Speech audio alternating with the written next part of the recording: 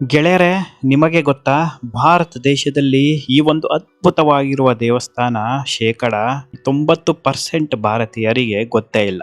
ಈ ದೇವಸ್ಥಾನದಲ್ಲಿ ಕಾಣಿಕೆ ಹುಂಡಿ ಇಲ್ಲ. ಈ ದೇವಸ್ಥಾನದಲ್ಲಿ ಜಾತಿ ಧರ್ಮ ಭೇದ ಭಾವ ಯಾವುದು ಕೂಡ ಇಲ್ಲ. ಈ ದೇವಸ್ಥಾನಕ್ಕೆ ಬರುವ ಭಕ್ತಾದಿಗಳಿಗೆ 1 ವಾರದ ತನಕ ಊಟ ವಸತಿ ಔಷಧಿ ಎಲ್ಲವೂ ಉಚಿತವಾಗಿ ಕೊಡಲಾಗುತ್ತೆ.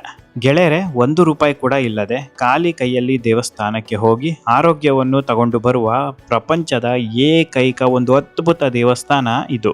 ಗೆಳೆಯರೆ, ಈ ರೀತಿ ಹೇಳಿದ ಮೇಲೆ ಎಲ್ಲರಿಗೂ ಒಂದು ಫೀಲ್ ಬಂದ್ಬಿಡುತ್ತೆ, ಸುಮ್ನೆ ವಿಡಿಯೋ ಮಾಡ್ತಾರೆ, ವ್ಯೂಸ್ಗೋಸ್ಕರ ಏನೇನೋ ಫೇಕ್ ನ್ಯೂಸ್ ತೋರಿಸ್ತಾರೆ ಅಂತ, ಅಂದರೆ ಸುಳ್ಳು ಸುದ್ದಿ ತೋರಿಸ್ತಾರೆ ಅಂತ. ಇದು ಸುಳ್ಳು ಸುದ್ದಿನೂ ಅಲ್ಲ, ಫೇಕ್ ನ್ಯೂಸ್ ಅಲ್ಲ, 101% ಒರಿಜಿನಲ್ ನ್ಯೂಸ್. ಈ ಒಂದು ದೇವಸ್ಥಾನದ ಅಡ್ರೆಸ್ ಆಗಿರಬಹುದು, ಗೂಗಲ್ ಮ್ಯಾಪ್ ಆಗಿರಬಹುದು, ಅಷ್ಟೇ ಯಾಕೆ ಫೋನ್ ನಂಬರ್ ಕೂಡ ನಾನು ತೋರಿಸ್ತೇನೆ. ನೀವೇ ಫೋನ್ ಮಾಡಿ ದೇವಸ್ಥಾನಕ್ಕೆ ವಿಚಾರಿಸಬಹುದು. ಈ ವಿಡಿಯೋದಲ್ಲಿ ಹೇಳುತ್ತಾ ಇರೋದು ಯಾವುದೇ ರೀತಿಯ ಸುಳ್ಳು ಮಾಹಿತಿ ಅಲ್ಲ. ನನ್ನ ಪ್ರೀತಿಯ ವೀಕ್ಷಕರಿಗೋಸ್ಕರನೇ ಈ ಒಂದು ವಿಡಿಯೋ ಮಾಡಿರೋದು. ಗೆಳೆಯರೆ, ಈ ಒಂದು ದೇವಸ್ಥಾನದ ಹೆಸರು ಬುಟಟಿ ಧಾಮ್ ಮಂದಿರ್. ಹೌದು ಗೆಳೆಯರೆ, ಬುಟಟಿ ಧಾಮ್. ರಾಜಸ್ಥಾನ್ ರಾಜ್ಯದ ನಾಗ್ಪುರ್ ನಗರದ ಪಕ್ಕದಲ್ಲೇ ಬರುವ ಬುಟಟಿ ಎಂಬ ಹಳ್ಳಿಯಲ್ಲಿ ಈ ಬುಟಟಿ ಧಾಮ್ ದೇವಸ್ಥಾನ ಇದೆ.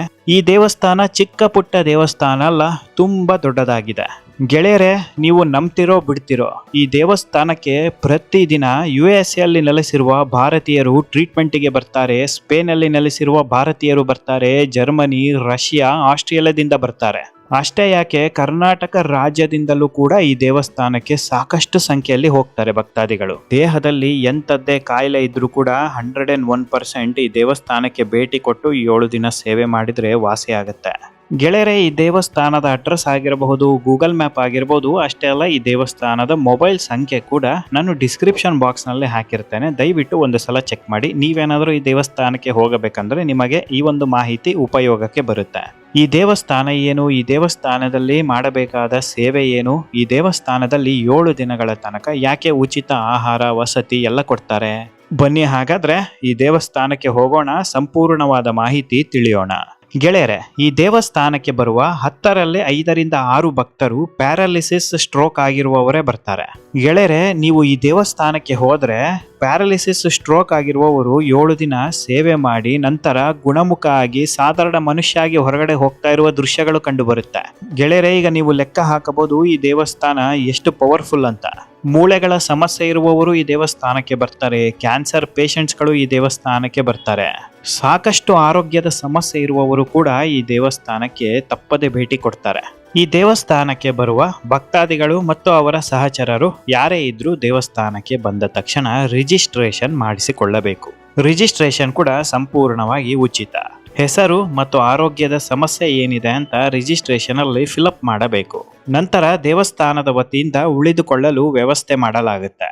ಗೆಳೆಯರೆ, ಈ ದೇವಸ್ಥಾನದಲ್ಲಿ ಕೇವಲ 1 ರೂಮ್, 5 ರೂಮ್, 10 ರೂಮ್ಗಳು ಇಲ್ಲ, ಬರೋಬ್ಬರಿ 300ಕ್ಕೂ ಹೆಚ್ಚು ಉಳಿದುಕೊಳ್ಳಲು ರೂಮ್ಸ್ಗಳು ಇದೆ. ಭಕ್ತಾದಿಗಳಿಗೆ 300ಕ್ಕೂ ಹೆಚ್ಚು ರೂಮ್ಸ್ಗಳು ಇದೆ ಅಂದ್ರೆ ನೀವೇ ಲೆಕ್ಕ ಹಾಕಿ ಈ ದೇವಸ್ಥಾನ ಎಷ್ಟು ದೊಡ್ಡದಾಗಿದೆ ಅಂತ. ಒಂದು ವೇಳೆ ರೂಮ್ಸ್ಗಳು ಏನಾದರೂ ಫಿಲಪ್ ಆಗಿದ್ರು ಕೂಡ ದೊಡ್ಡದಾಗಿರುವ ಸ್ಟೇಯಿಂಗ್ ಹಾಲ್ಸ್ಗಳು ಇದೆ. ಒಂದೇ ಹಾಲಲ್ಲಿ 1000ಕ್ಕೂ ಹೆಚ್ಚು ಜನ ಮಲಗಬಹುದು, ಆ ರೀತಿಯ ವ್ಯವಸ್ಥೆ ಇದೆ. ನೆಲದ ಮೇಲೆ ಮಲಗುವಂಥದ್ದಲ್ಲ, ಎಲ್ಲರಿಗೂ ರೂಮ್ಸ್ ಅಲ್ಲಿ ಬೆಡ್ಡು, ಬೆಡ್ಶೀಟು, ದಿಂಬನ್ನು ಪ್ರೊವೈಡ್ ಮಾಡಲಾಗುತ್ತೆ. ಅದು ಕೂಡ ಸಂಪೂರ್ಣವಾಗಿ ಉಚಿತ. ನೀವಿನ್ನೂ ನನ್ನ official Facebook page Sudhindra explorer follow ಮಾಡಿಲ್ಲ ಅಂದ್ರೆ ಈಗಲೇ ಫಾಲೋ ಮಾಡಿ. ಈ ವಿಡಿಯೋಗೆ ಒಂದು ಲೈಕ್ ಕೊಡಿ, ಶೇರ್ ಮಾಡಿ, ಸಬ್ಸ್ಕ್ರೈಬ್ ಆಗಿ ಬೆಲ್ ಐಕಾನ್ ಪ್ರೆಸ್ ಮಾಡೋದನ್ನ ಮರೆಯಬೇಡಿ. ಈ ದೇವಸ್ಥಾನದಲ್ಲಿ ಸುಮಾರು 1200ಕ್ಕೂ ಹೆಚ್ಚು ಭಕ್ತಾದಿಗಳು ಪ್ರತಿದಿನ ಉಳಿದುಕೊಳ್ಳಲು ವ್ಯವಸ್ಥೆ ಇದೆ. ಆದರೆ ಈ ದೇವಸ್ಥಾನದಲ್ಲಿ ಪ್ರತಿದಿನ 600ರಿಂದ 800 ಜನ ಇರ್ತಾರೆ. ಹಾಗಾಗಿ ಈ ದೇವಸ್ಥಾನದಲ್ಲಿ ಪ್ರತಿ ಒಬ್ಬರಿಗೂ ರೂಮ್ ಸಿಗುತ್ತೆ. ಈ ದೇವಸ್ಥಾನದ ರೂಮ್ಸ್ಗಳಲ್ಲಿ ಉಳಿದುಕೊಳ್ಳುವವರು ಎಲ್ಲರಿಗೂ ಕೂಡ ಉಚಿತವಾಗಿ ಆಹಾರ ಸಿಗುತ್ತೆ. ಬೆಳಗಿನ ಉಪಹಾರದ ಸಮಯ ಬೆಳಗ್ಗೆ 7 ಗಂಟೆಯಿಂದ ಬೆಳಗ್ಗೆ 8:30 ತನಕ. ಟೀ, ಕಾಫಿ, ಬಿಸ್ಕತ್ ಇರುತ್ತೆ. ಬೆಳಗಿನ ಉಪಹಾರಕ್ಕೆ ಕೆಲವೊಮ್ಮೆ ಚಪಾತಿ ಕೊಡ್ತಾರೆ, ಕೆಲವೊಮ್ಮೆ ಉಪ್ಪಿಟ್ಟು ಕೊಡ್ತಾರೆ, ಕೆಲವೊಮ್ಮೆ ಇಡ್ಲಿ ಕೊಡ್ತಾರೆ.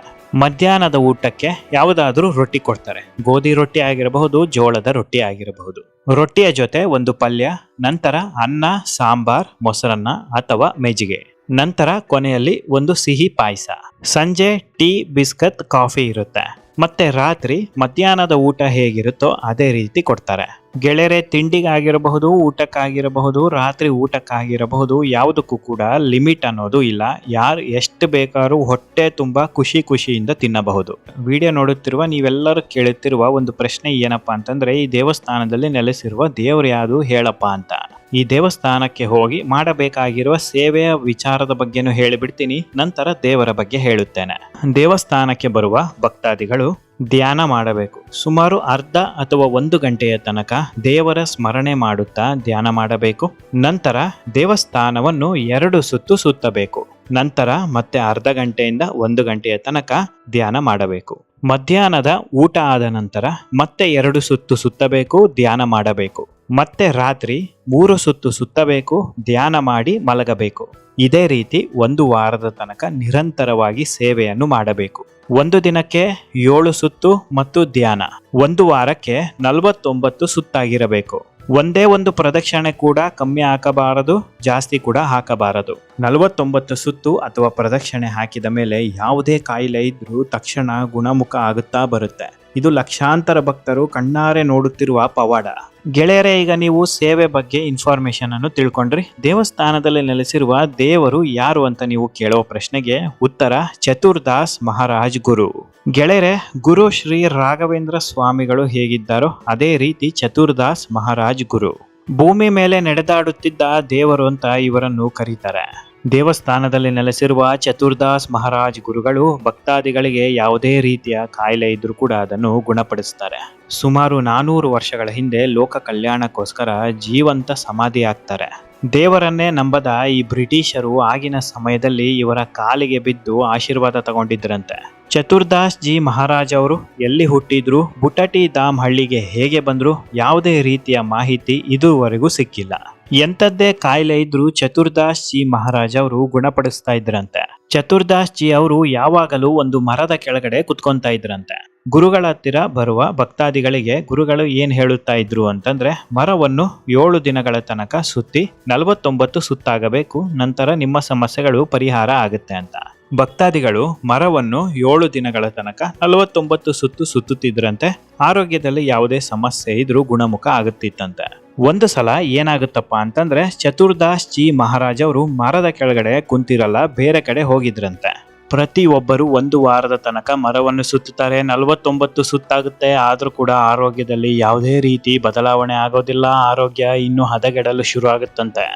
ಸುಮಾರು 3 ತಿಂಗಳ ಬಳಿಕ ಚತುರ್ದಾಸ್ ಜಿ ಅವರು ಮತ್ತೆ ವಾಪಸ್ ಬರ್ತಾರೆ, ಮರದ ಕೆಳಗಡೆ ಕುತ್ಕೊಂತಾರೆ.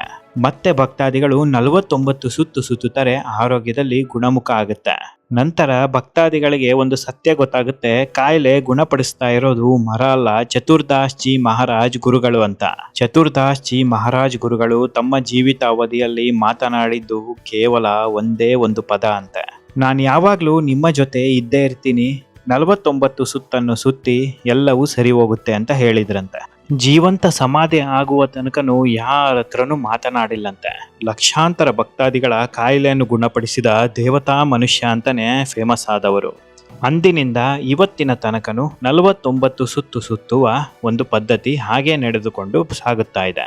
ದೇವಸ್ಥಾನಕ್ಕೆ ಸಾಕಷ್ಟು ಭಕ್ತಾದಿಗಳು ವೀಲ್ ಚೇರಿನಲ್ಲಿ ಬರ್ತಾರೆ. ಪ್ಯಾರಾಲಿಸಿಸ್, ಸ್ಟ್ರೋಕ್ ಆಗಿರುವವರು, ನಡೆಯೋದಕ್ಕೆ ಆಗದೇ ಇರುವವರು ಕೂಡ ದೇವಸ್ಥಾನಕ್ಕೆ ಬರ್ತಾರೆ. ಈ ರೀತಿ ಏನಾದರೂ ಇದ್ರೆ ಖಂಡಿತವಾಗಿಯೂ ಭಕ್ತಾದಿಗಳಿಗೆ ದೇವಸ್ಥಾನವನ್ನು ಪ್ರದಕ್ಷಿಣೆ ಹಾಕೋದಕ್ಕೆ ಬರೋದಿಲ್ಲ. ಹಾಗಾಗಿ ಇವರ ಪರವಾಗಿ ಸಂಬಂಧಿಕರು ಅಥವಾ ಒಡಹುಟ್ಟಿದವರು ಅಥವಾ ಹಿತೈಷಿಗಳು ಯಾರಾದರೂ ಇವರ ಪರವಾಗಿ ಬೇಡುತ್ತಾ 1 ವಾರದ ತನಕ ದೇವಸ್ಥಾನದಲ್ಲಿ ಇದ್ದು 49 ಪ್ರದಕ್ಷಿಣೆ ಹಾಕಿ ವಾಪಸ್ ಹೋಗಬೇಕು. ಪ್ರದಕ್ಷಿಣೆ ಹಾಕೋದಕ್ಕೆ ಸಂಬಂಧಿಕರು ಇಲ್ಲ, ಹಿತೈಷಿಗಳು ಇಲ್ಲ, ಸ್ನೇಹಿತರು ಇಲ್ಲ ಅಂತಂದ್ರೆ ದೇವಸ್ಥಾನದ ಆಡಳಿತ ಮಂಡಳಿಯಿಂದಲೇ ಒಂದು ವ್ಯವಸ್ಥೆ ಮಾಡಿ ಕೊಡಲಾಗುತ್ತೆ. ಗೆಳೆಯರೇ, ಈ ದೇವಸ್ಥಾನಕ್ಕೆ ಭೇಟಿ ಕೊಟ್ಟ ಮೇಲೆ ಆಗದೇ ಇರುವುದು ಏನೂ ಇಲ್ಲ. 100ಕ್ಕೆ 100 ಖಂಡಿತವಾಗಿಯೂ ಸಾಧ್ಯವಾಗುತ್ತೆ ಎಂಬುವ ಪದ ಮಾತ್ರ ಈ ದೇವಸ್ಥಾನದಲ್ಲಿ ಬಳಕೆಗೆ ಬರುತ್ತೆ. ಚತುರ್ದಾಸ್ ಜಿ ಮಹಾರಾಜ್ ಗುರುಗಳನ್ನು ನಂಬಿ ನಿರಾಸೆಗೆ ಒಳಗಾದ ಭಕ್ತಾದಿಗಳು ಪ್ರಪಂಚದಲ್ಲಿ ಎಲ್ಲೂ ಕೂಡ ನೋಡಲು ಸಿಗೋದಿಲ್ಲ. ಪ್ರತಿದಿನ ಲಕ್ಷ ಖರ್ಚು ಮಾಡಿಕೊಂಡು ವಿದೇಶದಿಂದ ಈ ದೇವಸ್ಥಾನಕ್ಕೆ ಬರ್ತಾರೆ. ಈ ದೇವಸ್ಥಾನದಲ್ಲಿ ಧರ್ಮ, ಜಾತಿ, ಭೇದ ಭಾವ ಯಾವುದೂ ಇಲ್ಲ. ಇರೋದು ಕೇವಲ 2, ಒಂದು ಶಕ್ತಿ, ಒಂದು ನಂಬಿಕೆ.